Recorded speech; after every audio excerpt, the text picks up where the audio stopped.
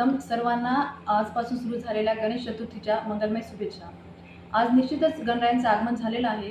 परंतु आपल्या देशाचे शेतकरी आहे, शेतकरी बांधव आहे,